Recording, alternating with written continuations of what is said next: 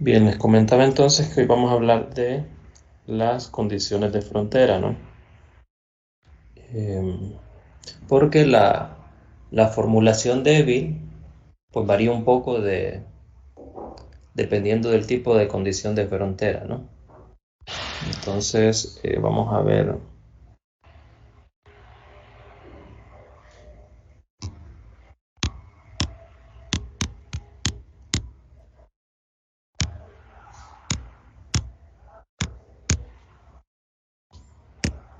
las diferentes formas de manejar las condiciones de frontera. Entonces, recordemos nuestro problema que tiene esta forma, ¿no?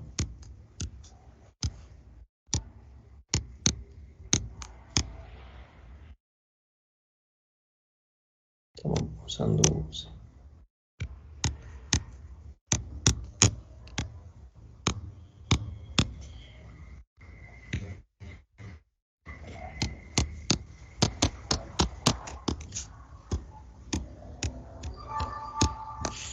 Entonces, en la clase anterior nosotros trabajamos con este tipo de condiciones de frontera. Si ustedes lo recuerdan, estábamos trabajando con pero vamos a cambiarlo y vamos a ver dos tipos de condiciones de frontera, güey, ¿verdad? ¿Cómo manejar esos dos tipos de condiciones de frontera? Aquí estamos usando de condiciones nulas de Dirichlet, pero vamos a manejar ya condiciones no nulas, ¿no? Es decir, el caso no homogéneo de las condiciones de frontera. Entonces, este es el caso donde tenemos condiciones de Dirichlet. Vamos a ponerlo como primer caso, ¿no?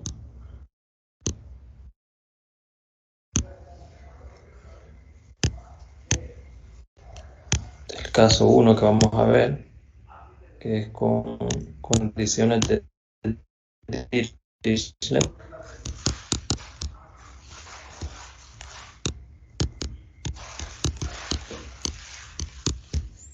Y el caso 2 donde tenemos condiciones de Neumann. Bueno, sí.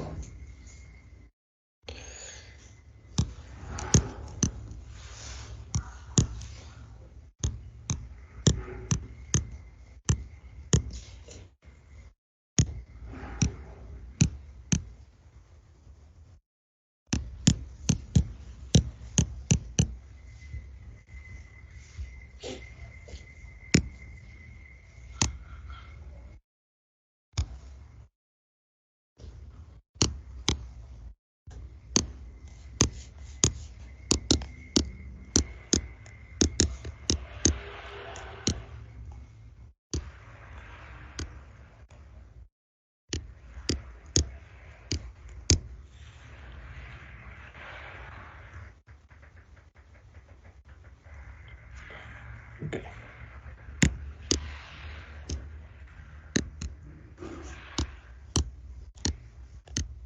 ¿Saben ustedes quién era Neumann? ¿O no?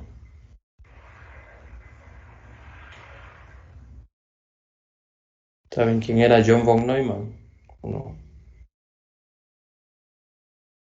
Yo no. ¿Quién era Dirichlet? ¿Ah? Que ver mucho con el desarrollo de la computación.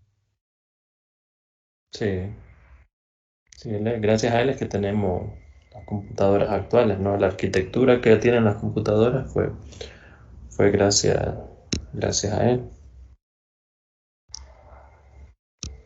Él es el padre del análisis numérico también. Entonces,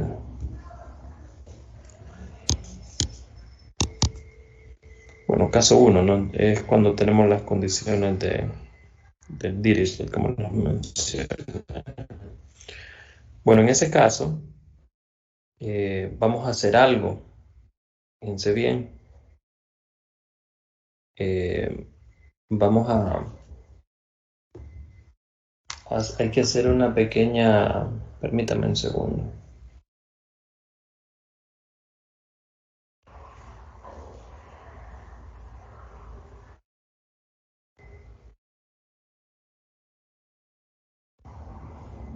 Permítame un segundo.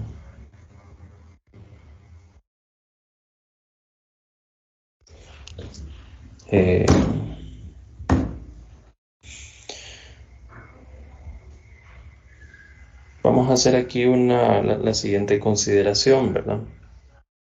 Y la verdad que, en cierto sentido, para la formulación del método de estas condiciones como que molestan un poco.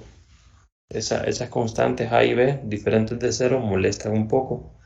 Entonces nosotros lo que vamos a hacer es una pequeña modificación, ¿verdad? Y vamos a escribir a U como una función W más una función G.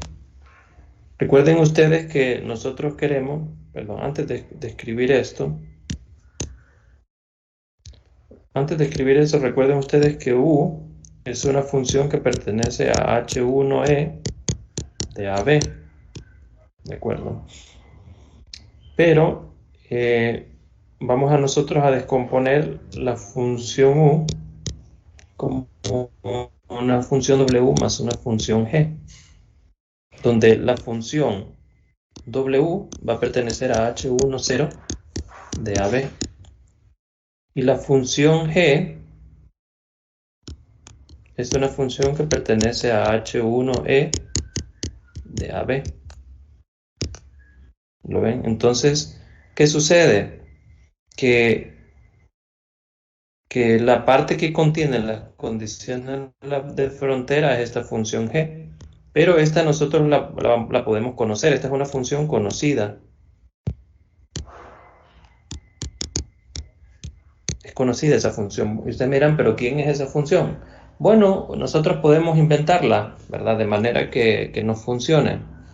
¿Entienden? Nosotros podemos proponer quién es. Por ejemplo, una forma básica de proponer esta función G, si ustedes quisieran, ¿no? No es la única forma y quizás no es la más apropiada, pero solo para darles la idea, ¿no? Recuerden que aquí valga A y digamos que aquí valga B. Entonces lo importante es que sea una función que cumpla con eso. Entonces yo podría proponer como esa función G como una línea que une esos dos, ¿verdad? Y esa es una función que está en H1E y satisface las condiciones de frontera. Entonces esta podría ser mi función G de X. ¿Lo ven? Lo importante es que cumpla las condiciones de frontera. Esa es una forma. Y no es la más natural. Ya vamos a ver ya en la práctica cómo la definimos. Pero lo importante saber es que nosotros podemos inventarnos esa función o escogerla, ¿verdad? A nuestra conveniencia. Bueno, ¿cuál es la ventaja? Que ahora mi incógnita, se vuelve esta, ¿no?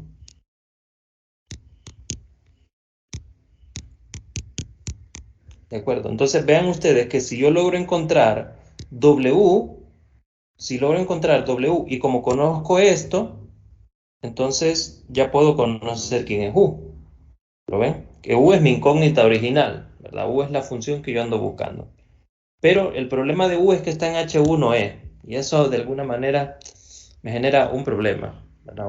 Me vuelve incómodo trabajar con el método. Es más cómodo cuando mi incógnita está en H10.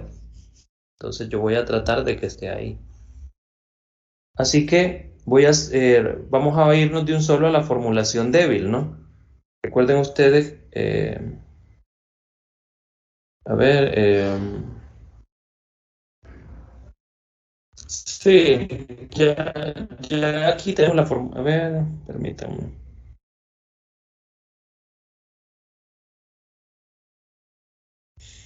Sí, aquí ya tenemos la formulación débil y simplemente es cuestión de aplicarla, ¿verdad? Ustedes recuerden que la formulación débil en realidad consiste en encontrar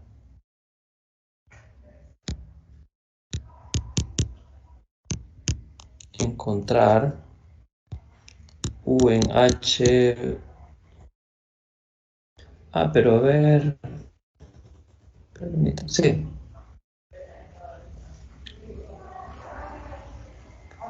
a ver, sí, H1E. En realidad el problema no es tanto en la formulación débil, sino bien en el método de elemento finito, pero ya vamos a hablar de eso. Encontrar U en H1E tal que esto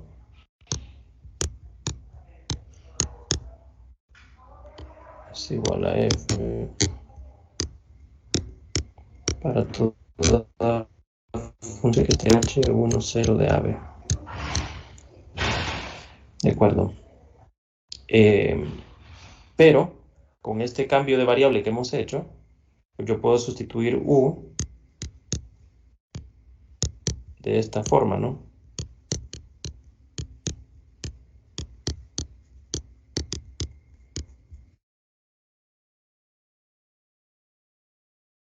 Y entonces esto yo puedo, por la bilinealidad, ¿no?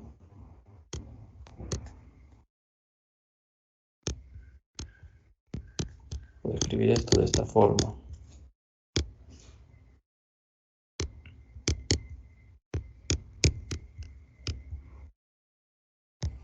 Y entonces yo puedo escribir esto en realidad como... Vamos a escribir aquí un operador L. Vamos a escribir, este en realidad depende de B. Eso es lo interesante. Donde este operador L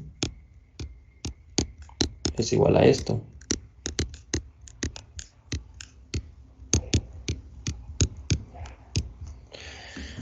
Vean ustedes que este operador L yo lo conozco porque esta es conocida.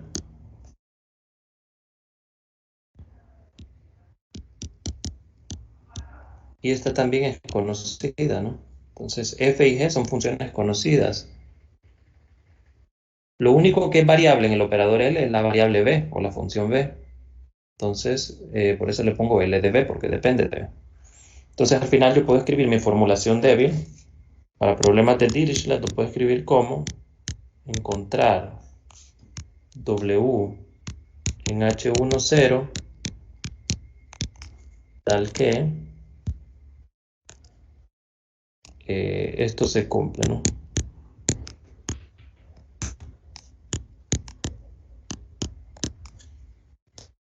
Para toda función de prueba B que esté en H10.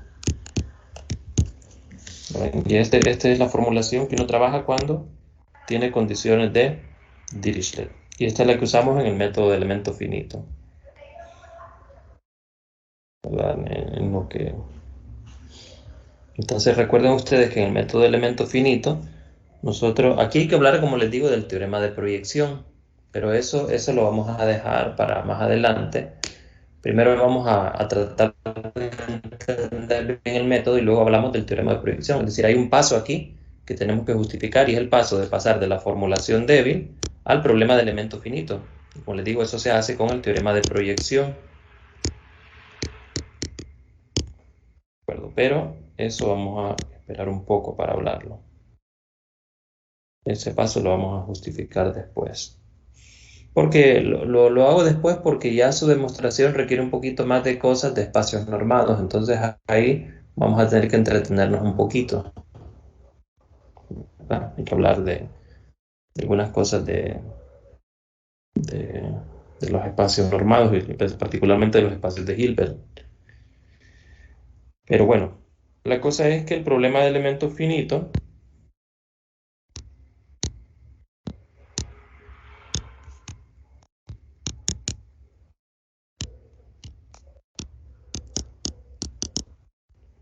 para este caso ya queda bien claro que sería, eso lo vimos la vez pasada, ¿no? Encontrar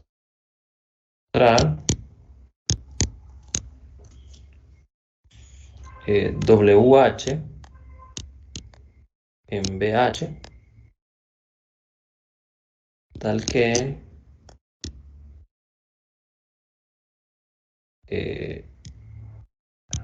A de WH, BH sea igual a L de BH para todo BH que pertenece a este.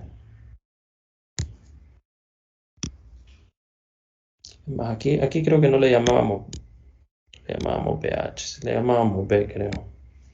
Vamos a seguirle llamando B para no complicar la notación. Lo importante es definir quién es BH y eso es el método de elemento finito, ¿verdad? Lo que lo diferencia de lo que serían otros métodos espectrales, que es encontrar el tipo de espacio, ¿no? BH es el espacio de polinomio de grado, llamémosle P,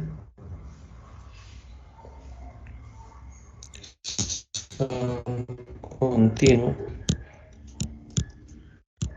por parte.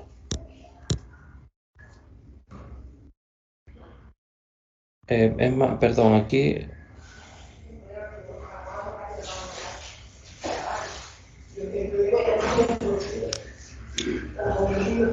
bueno, aquí para ser más específicos son los splines, ¿no? Hay que recordar bien la definición de splines. Lo que pasa es que es un poco engorrosa esa definición, pero ya ustedes lo pueden recordar, ¿no? Que son los splines. Bien, y nosotros pues en la clase anterior lo vimos para polinomios de grado 1 particularmente, ¿no? Vamos a recordarlo nuevamente. Y entonces nosotros hablábamos de las funciones base para B, ¿no?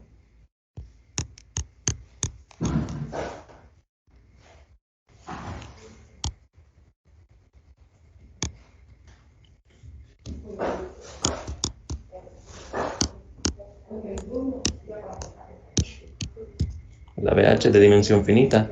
Entonces, en ese caso, WH lo puedo escribir como la combinación lineal de estas funciones base, ¿no? Y por lo tanto, mi problema de elementos finitos se reduce a encontrar alfa 1, alfa 2, tal que esto no se satisfaga.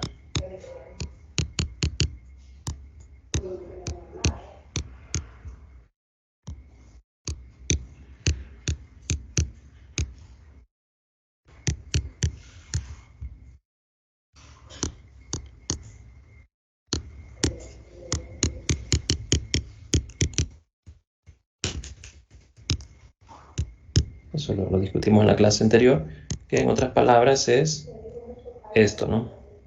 Que da un sistema de ecuaciones.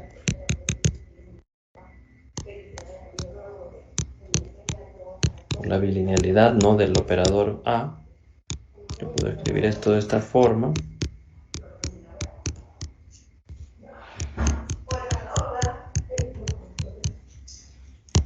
O en forma matricial, me quedaría algo de esto, donde A y J es igual a esto, ¿no?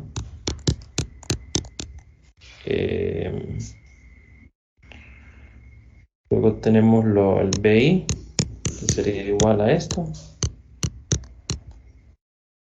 Y luego tenemos a alfa, que sería este vector, ¿no?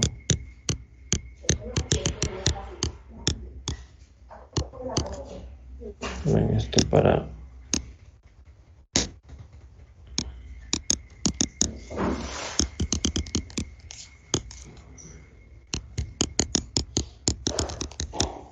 ¿Lo ven?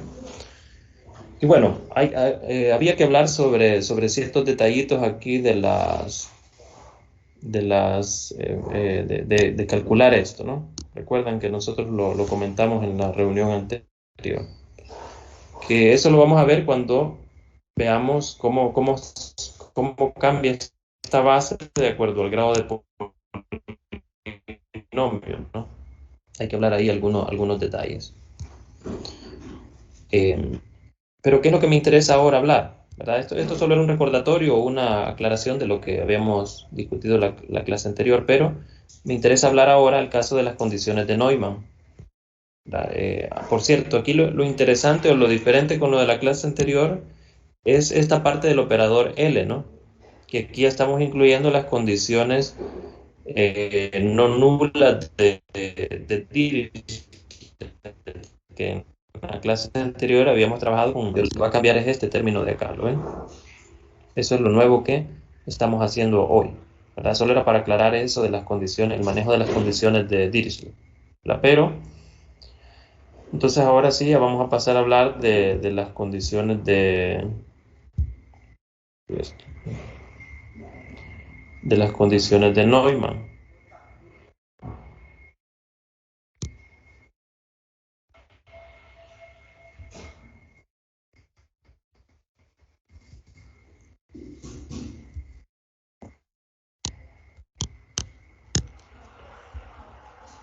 El caso 2.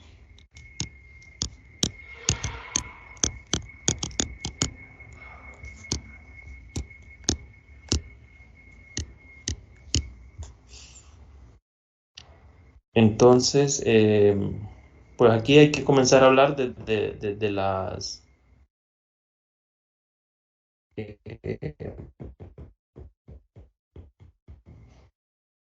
desde las funciones de prueba, un poco, ¿no? Perdón, desde la formulación débil, cómo llegar a la formulación débil. Entonces, fíjense bien, yo tengo mi ecuación diferencial.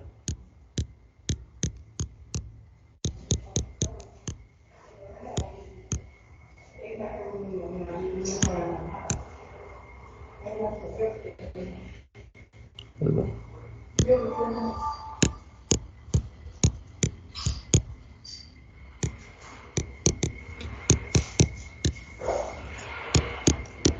Yo tengo esta ecuación diferencial que es válida en el intervalo AB. Entonces, nuevamente, yo voy a multiplicar por ciertas funciones de prueba. Entonces, y voy a integrar, así como lo hemos venido haciendo, ¿no? Integro de AB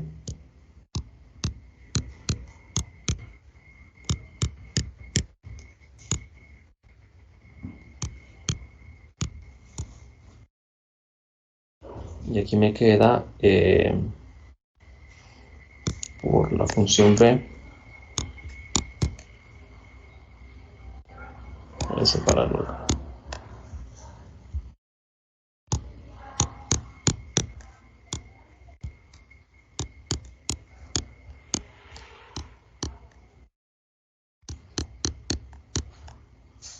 Ahí tengo yo mis integrales. Y entonces vamos a hacer la integración por partes. Entonces recuerden ustedes que al integrar por partes, esto me va a quedar algo como, eh, bueno, déjenme aquí,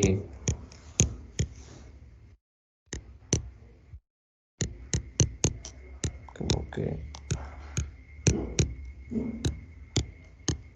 si yo derivo esto sería,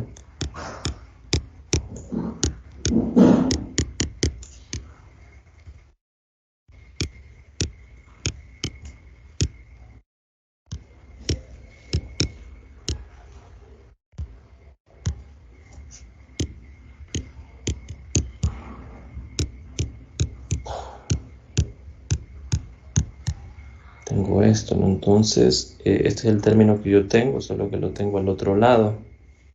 Entonces, por eso tiene signo negativo. Entonces me va a quedar algo como la integral de AB de p de x por du de x de b de x. Esto pasa a restar al otro lado, ¿no? Entonces me va a quedar menos.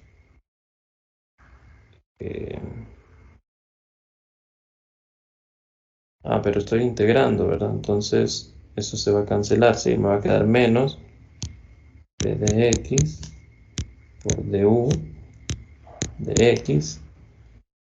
Y aquí me queda b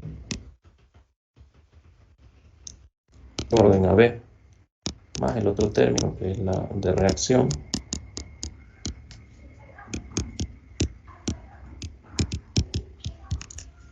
Ok, eso solo era para escribir bien un poco. Entonces, fíjense bien.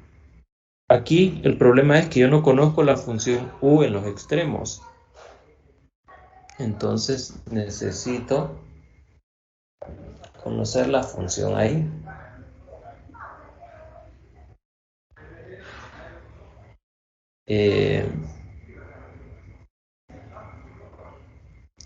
¿Qué sucede? La información que yo tengo la puedo introducir acá nada más cuando yo evalúo esa integral, porque al evaluar esta integral me va a quedar, es decir, este término, ¿no?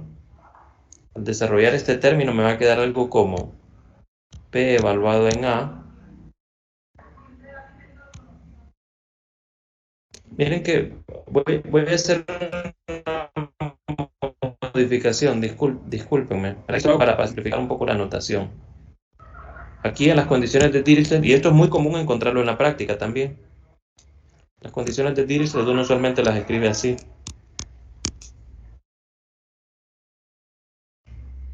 Esto nos ayuda también a simplificar la notación. Y en la práctica, como les digo, esto se suele ocurrir. Vamos a agregarle aquí de un solo este coeficiente A, A y B. Eso nos va a ayudar a simplificar la notación y no, o sea, en la práctica tiene sentido eso, ¿no? Entonces aquí tengo P de A de U de X evaluado en A. Y aquí tengo B de A más, perdón, aquí sería menos y luego vino un más, ¿verdad? Porque B de B de U dice B de B. Entonces, esta sería como que lo que me está diciendo este término de acá. Pues vean ustedes que esto yo lo conozco. Todo esto es A y todo esto es B, ¿verdad? Por las condiciones de Neumann. Ahora, ustedes recuerdan que en el caso de las condiciones de Dirichlet, nosotros hacíamos cero esto de acá. Hacíamos que estas funciones de prueba sean cero. Pero aquí no nos conviene hacer esto, porque estamos perdiendo información y nosotros no queremos perder información. Entonces, al final esto yo lo podría escribir como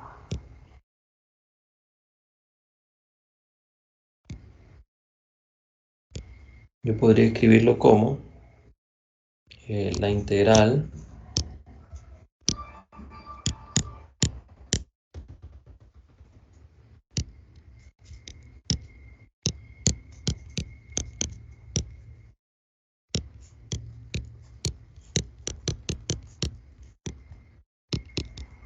lo interesante es que como las funciones de prueba yo las conozco, o sea, yo las voy a conocer quiénes son, todo esto lo conozco, si se fijan, todo este término. Entonces eso lo voy a pasar al lado derecho, que en el lado derecho usualmente uno pone todo lo que uno conoce.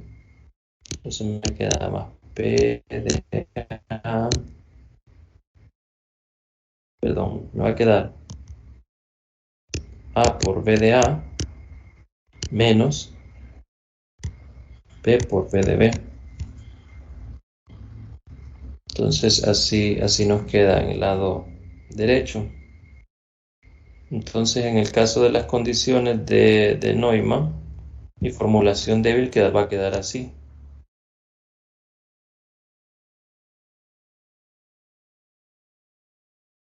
Quedar así.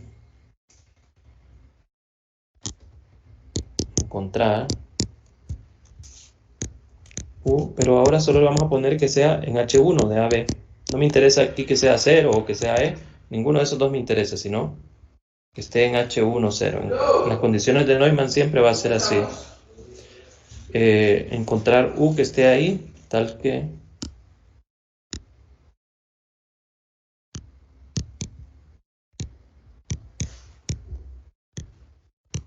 sea igual a L de B para toda función de prueba, y las funciones prueba también van a estar en H1 nada más. Ya ven. Esa sería la formulación débil cuando tengo condiciones de Neumann, donde, vamos a aclararlo, la forma bilineal A estaría definida por esta expresión.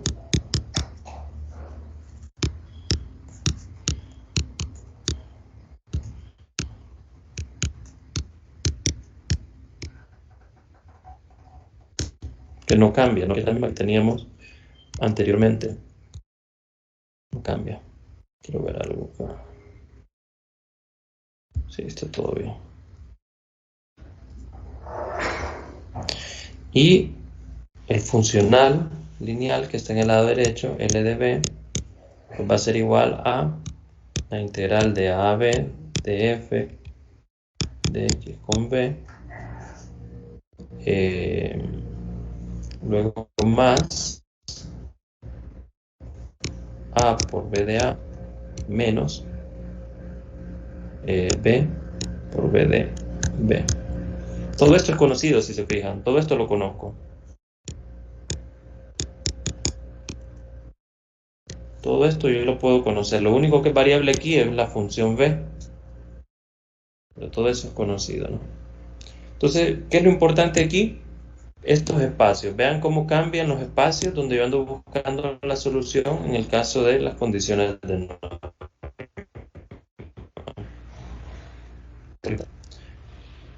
Entonces, habiendo dicho esto, pues igual yo voy a tener mis funciones, mi problema de elemento finito, ¿no?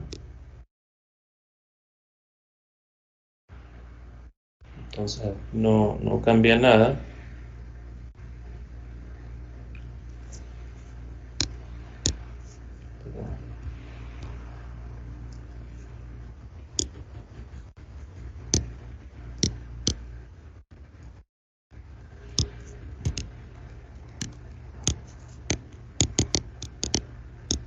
Eso va a seguir siendo lo mismo. En el caso 2, no estamos en el caso 2. Va a ser encontrar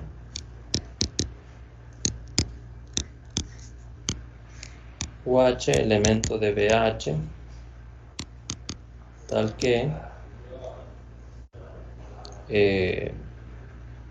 esto se cumple, ¿no?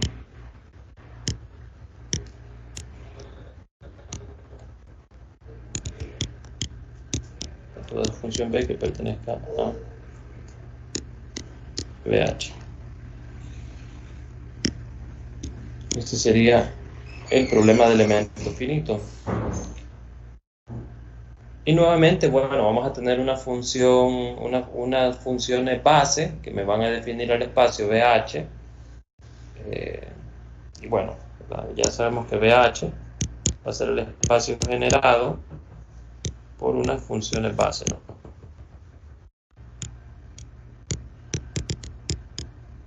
Va a cambiar un poco la definición de las funciones base, cambia un poquito. Eso es lo único. Hay una diferencia en las condiciones de frontera. Pero esos detalles los vamos a ir viendo ya cuando hablemos un poco más clara la implementación y cuando ya veamos lo de... es más, lo podemos ver ahorita. Lo podemos ver ahorita. ¿Verdad? Entonces podemos ver para el grado de polinomio. ¿No? Cuando p es igual a 1, el grado de polinomio, ¿no?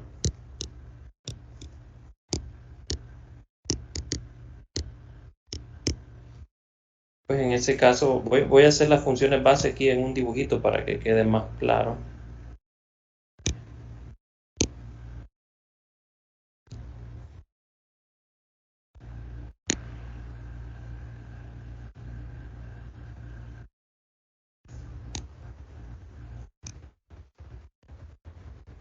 Eso, ¿eh?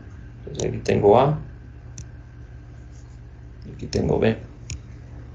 Digamos que yo, para no ser tan complicado el ejemplo, vamos a poner aquí unas cuantas funciones base. Así. Entonces, en el caso de las condiciones de Neumann, pues mis funciones base van a estar definidas de esta forma.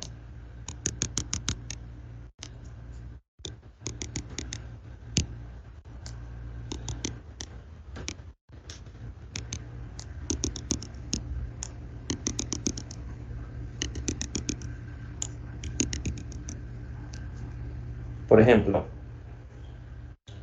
este sería aquí. Este va a ser, fíjense que aquí lo que cambia es que este sería mi primer nodo, x1. Luego este es x2, x3, x4.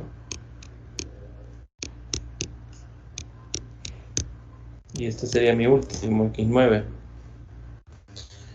En el caso de las condiciones de Neumann, de Dirichlet, comienzan a enumerarse solo los interiores, ¿no? Porque los extremos ya lo conocemos.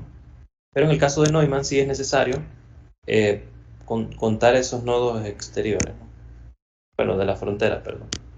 Entonces, esta es una función base, esta sería B1. Luego tengo esta que viene aquí, acá, y 0 en todo lo demás, este es B2.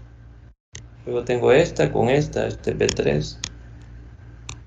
Esta con esta es B4. Y así voy, ¿lo ven? Y bueno, en todo lo demás son 0 estas funciones. Este es B5, B6, B7. Perdón, 1, 2, 3, 4, 5, 6, 7, 8.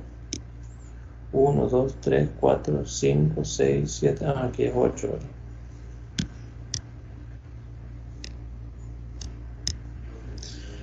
Esa sería la forma de las funciones base para condiciones de Neumann. En el caso de Dirichlet, fíjense que va a haber un pequeño cambio. Lo voy a escribir acá solo para que quede clara esa parte de cuál es el cambio en las condiciones base. Ah.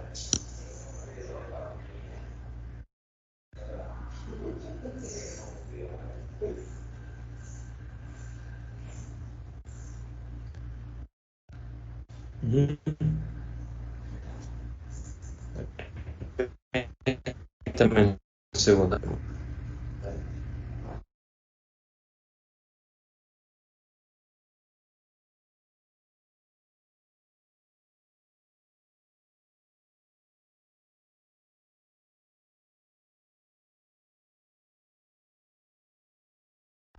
Disculpe. A ver, ¿en qué estábamos?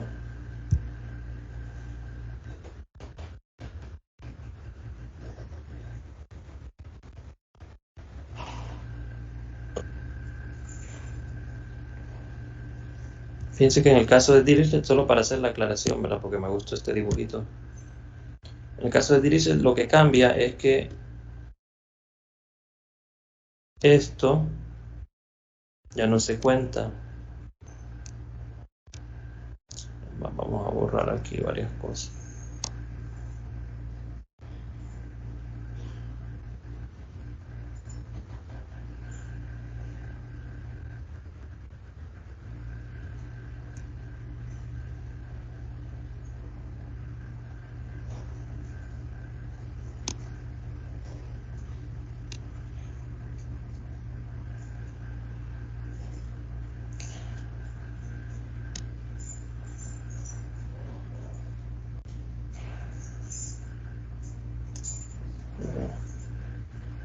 ¿Ah?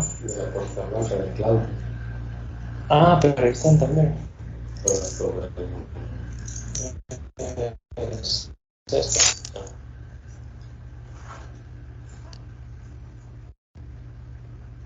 Bueno, ahí. En el caso de Dirichlet, lo que cambia es que nosotros comenzamos a contar las funciones base de este nodo.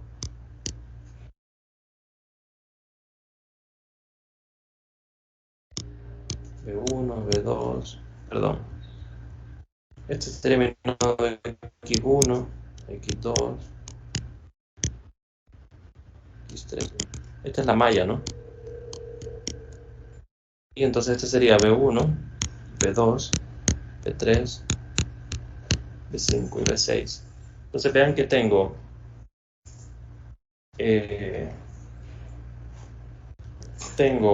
en este caso tengo 8 funciones base, pero en el caso de Dirichlet tengo 6 funciones base porque no considero la de los extremos, ¿no?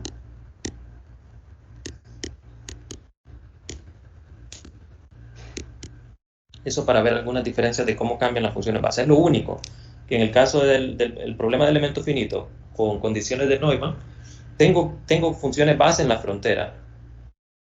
En el caso de Dirichlet no las tengo, no las necesito. Esas son como que las condiciones que hay que hacer en las funciones base. Y eso es lo único que cambia de método en método. Y obviamente la parte de este operador L, ¿no? Este cambia obviamente. El elemento finito en un y el otro es de aquella que les mostré. Eso es solo para que lo tengan ahí claro. Bueno, no sé si hay alguna pregunta hasta acá.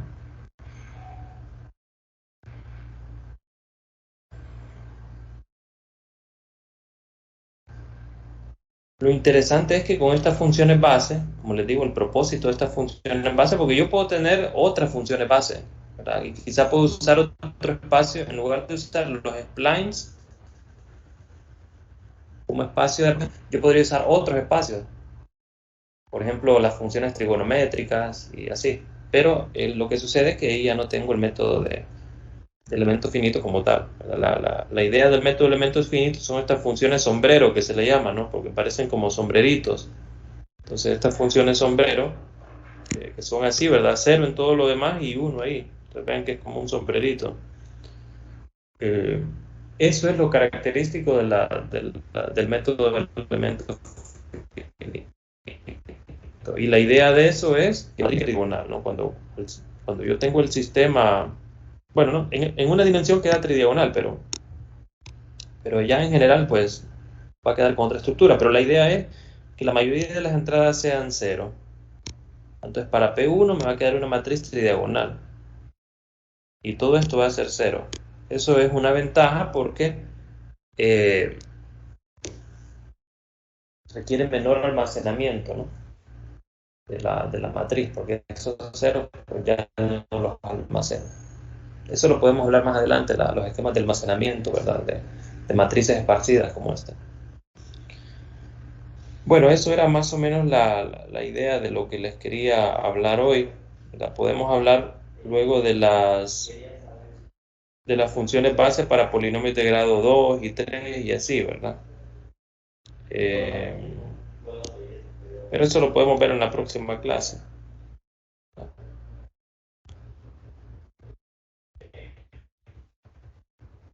Está bien.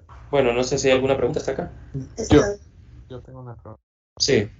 Bueno, ahorita que mencioné las funciones base, bueno, usted dice que también pueden usar sistemas trigonométricos y todo eso. Yo sé que cada uno tiene sus ventajas, pero en base a qué podemos, digamos, basarnos en cuáles funciones usar o eso no depende tanto, digamos, o sea, los resultados son similares en todas, ¿o no?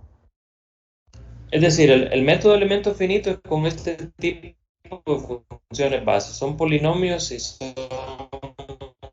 Esa es la idea de usar ese espacio de aproximación. Si cambias el espacio de aproximación y usas funciones trigonométricas o usas cualquier otro tipo de funciones, pues lo que cambia es que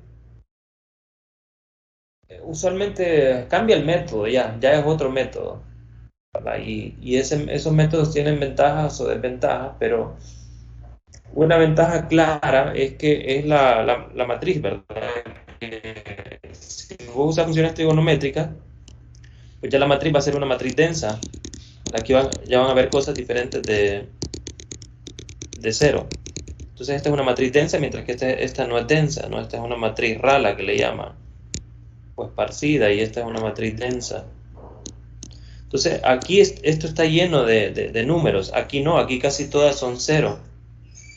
Entonces, computacionalmente es mejor manejar una matriz rala que una densa.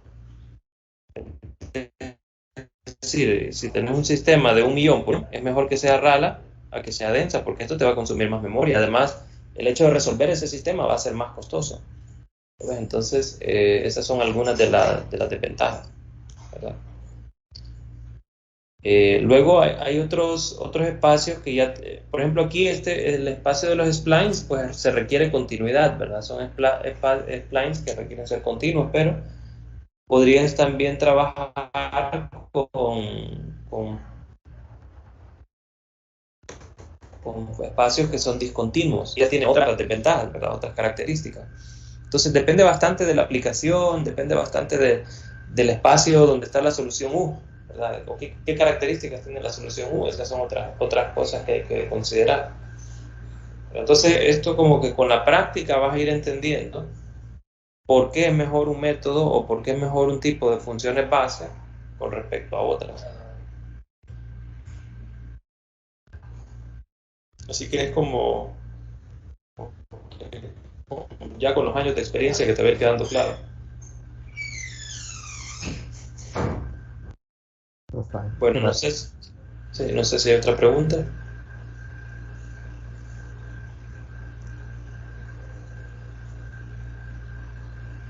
Bueno, más como una duda. Si tenemos digamos, las condiciones iniciales de Robin, siempre es un análisis similar, ¿verdad? ¿No? Va a ser similar a este de Neumann, ¿verdad? Porque en las condiciones de Robin no, no conoces el valor de la función en los extremos, entonces va a ser algo similar acá. Lo único es que aquí van a haber otras cosas que van a quedar, ¿verdad? Cuando sustituís ahí van a quedar otras cosas. Es lo único.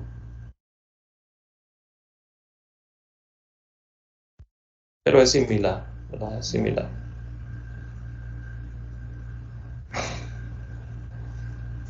Es decir, igual con las condiciones mixtas, va a ser algo. O sea, con estos dos casos ya ustedes es cuestión de pensar un poquito y van a poder deducir los demás casos. ¿Alguna otra pregunta?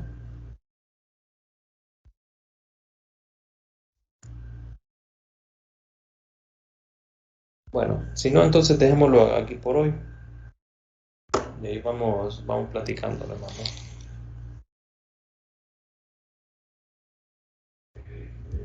¿De acuerdo? De acuerdo. Está bien. Bueno, nos vemos entonces.